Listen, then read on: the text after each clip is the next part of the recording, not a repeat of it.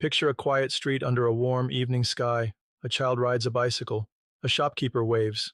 Light lands on the window in a way that feels oddly familiar. Then something in the scene repeats. The wheel of the bicycle spins in a pattern that looks a little too perfect. Your eyes tighten on the motion. You feel a tiny crack in certainty. It is a small feeling. Yet it spreads. What if the ground is not ground? What if the sky is a painted layer?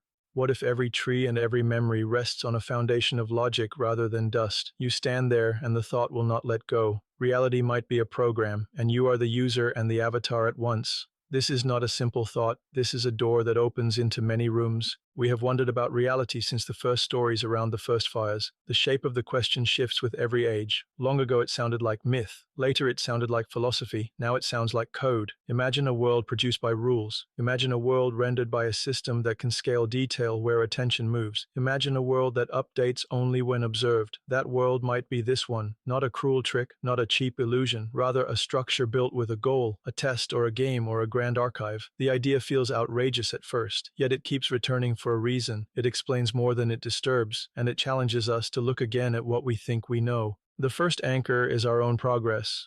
We build systems that eat data and learn from patterns. We craft virtual spaces that feel less like toys and more like places. Headsets grow lighter, screens grow sharper, physics engines grow more convincing.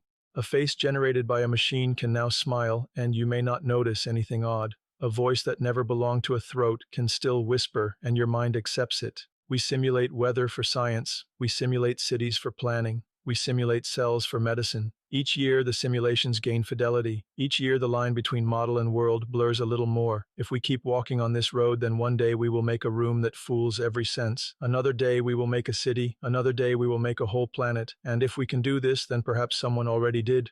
There is also the strange balance of the cosmos to consider. Our universe is tuned for the existence of complexity and life with a precision that looks almost eerie. If certain constants leaned a little higher or a little lower, then stars would fail to ignite. Chemistry would fall apart. Stable matter would not cohere. Yet here we are, warm and curious, able to ask questions about math and love. The fine-tuning argument does not prove a simulation, but it points toward design. It suggests parameters were picked. It suggests a menu of possible settings. It suggests a hand on the dial. In a simulation, you would expect such a careful selection. Not because life is favored in every case, but because a run that produces observers will be the run in which observers ask why it worked out this way. Then we reach quantum behavior, and the floor trembles again. At the smallest scales, things behave in ways that classical intuition cannot catch. Particles exist in states that feel like stories. A state collapses when measured. An outcome emerges when attention lands on it.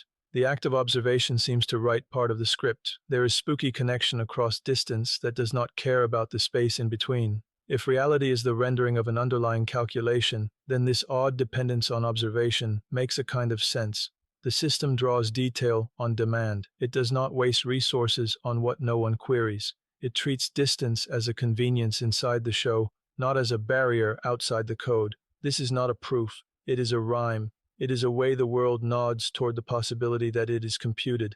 We can also ask whether reality has a smallest unit, a pixel of length, a tick of time, a limit beyond which smoothness breaks into grain. Physics whispers the name of a very tiny scale where our current theories do not fully agree. At this threshold, space and time may not be continuous. They may be quantized. If a simulation must budget memory and processing, then it would choose a base resolution. It would choose a clock speed. It would put a ceiling on velocity and a floor on distance. The universal speed limit begins to look like a rule in the engine. The silence below the smallest length looks like a grid hidden in the shadows. Even the cosmic microwave background might hide patterns that resemble compression artifacts. Of course, caution matters here.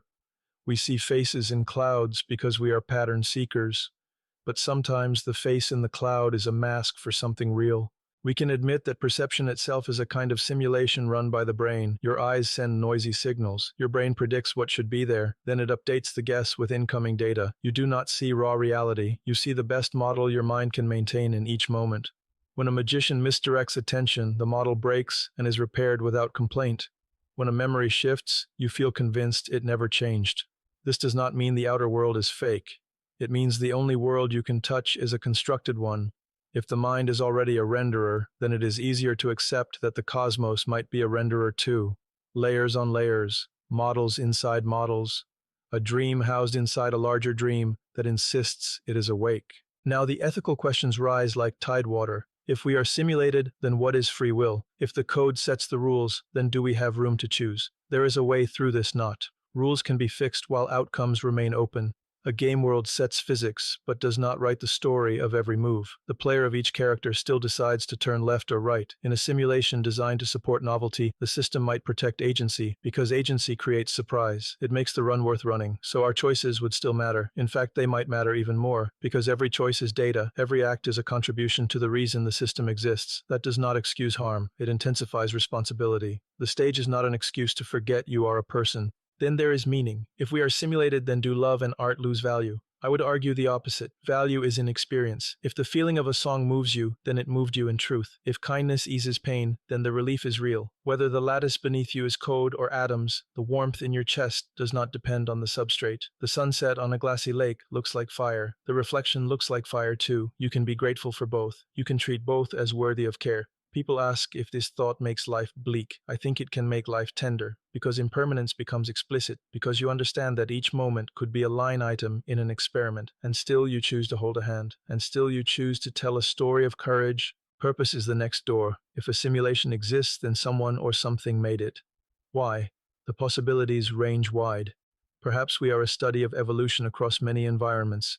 Perhaps we are a history archive rerun so that new minds can walk through the corridors of lost time. Perhaps we are a school, a place where young beings practice empathy inside constraints. Perhaps we are entertainment for a mind so vast that our epics appear as short episodes. There is also the possibility that the creators are our future selves. In that case, we are descendants simulating their ancestors in order to learn. There is humility in every version. There is also a hint of kinship. If someone built this garden, then someone cared enough to plant it. If there is a system, then there might be ways to tug its sleeve, not to cheat, but to communicate. You might search for structures that look like watermarks, prime number beacons in cosmic noise, statistical nudges that outpace chance across long studies, events that cluster in ways that feel like a message in Morse. You might attempt protocols where many participants focus on the same threshold experiment and compare outliers across vast distances. You might cultivate heightened states of attention to see whether observation strength alters outcomes more than expected. You might design rituals of inquiry that combine science and careful introspection, not to leap to mysticism, but to honor the mystery with discipline, to ask the room whether anyone else is here, and to accept silence with grace if no answer arrives. We can also test the boundaries of the map by building better maps. If we make simulations of worlds with high fidelity, then we learn which structures are stable. We learn which parameters sustain life. We learn where glitches appear. In the process, we discover whether the most efficient path to realism mirrors what we already see. If our best code must adopt the same strange limits we observe, then we have a hint. If our best code finds a better architecture that would be more elegant than our physics, then we have another hint. Either result teaches us, and by teaching ourselves to simulate, we walk closer to understanding a potential simulator. The student paints a copy of the master and in the brushwork learns how the original was made. Consider also the idea of nested worlds. If we can simulate with high fidelity, then any simulated mind with enough curiosity will try to do the same. This produces a tower of realities inside realities. It could be deep in either direction. Above us, layers of creators. Below us, layers of creations. Each layer real to itself. Each layer believing it is at the base. If this structure exists, then the probability that you occupy the ground floor grows small. For any one fundamental world, there would be many derivative ones. You are more likely to be